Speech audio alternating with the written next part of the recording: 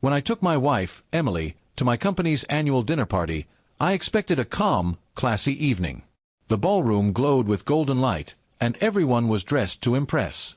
Emily looked stunning in a simple navy blue dress, her confidence brighter than any jewelry. I was proud to have her by my side. She wasn't just beautiful, she was grounded, kind, and had a quiet strength that drew people in. We mingled with colleagues and old friends, laughing and chatting as the evening went on. That's when Richard appeared, the arrogant son of my company's biggest investor. He was known for flaunting his wealth and belittling others. He had a smirk that made people uncomfortable, but they usually ignored it. Unfortunately, tonight, his target became my wife. Richard strutted toward us, holding his glass of champagne like it was a royal scepter. "So, this is your wife?" he asked loudly, his tone dripping with condescension. "Didn't expect someone so modest. You must not spend much on fashion, huh?" He gave her a fake smile, glancing at her simple clutch and minimal jewelry. The nearby group went quiet. I felt my face heat up. My instinct was to say something, but Emily's hand squeezed mine, a silent signal to let her handle it.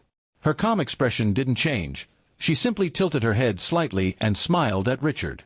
"You're right," she said softly.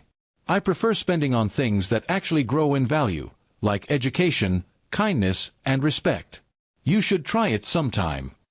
A few people chuckled under their breath, surprised by her poise.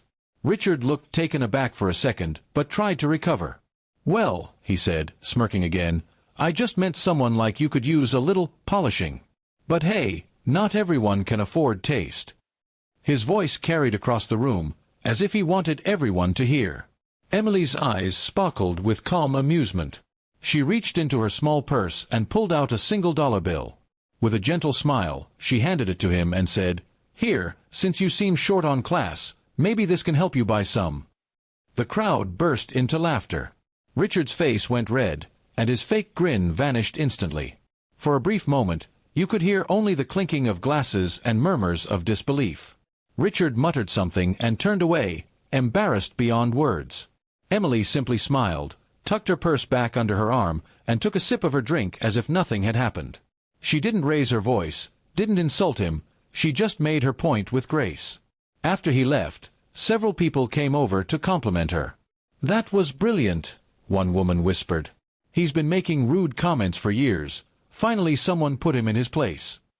Even my boss gave Emily a nod of approval and said, "You married a woman who knows how to handle herself." As the night continued, the awkward tension faded into admiration. Wherever Emily went, people smiled at her, and even those who didn't know her before seemed drawn to her calm confidence. I stayed close, still amazed at how easily she turned a moment of insult into one of quiet victory. Later, as we were driving home, I told her how proud I was. "I wanted to punch that guy," I admitted, laughing. "But you handled it like a queen." She chuckled and looked out the window. "People like him crave reactions," she said. "The best thing you can do is stay calm and remind them what real confidence looks like." When we got home, I couldn't stop thinking about how she carried herself. No anger, no shouting, just dignity. That night taught me something important. Strength isn't always loud. Sometimes it's quiet, elegant, and impossible to ignore. The next week at work, the story had spread everywhere. People were still talking about how Richard got schooled by my wife. He avoided me entirely, and even toned down his arrogant behavior at future events. It was clear that Emily had left an impression that went far beyond a single evening.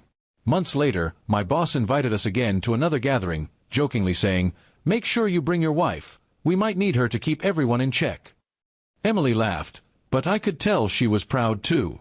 She hadn't just defended herself, she'd shown everyone that respect is worth more than money. And every time I think about that night, I smile. Because in a room full of people chasing wealth and attention, my wife proved that true class isn't about what you wear or own, it's about how you treat people. And no amount of money can buy that kind of grace.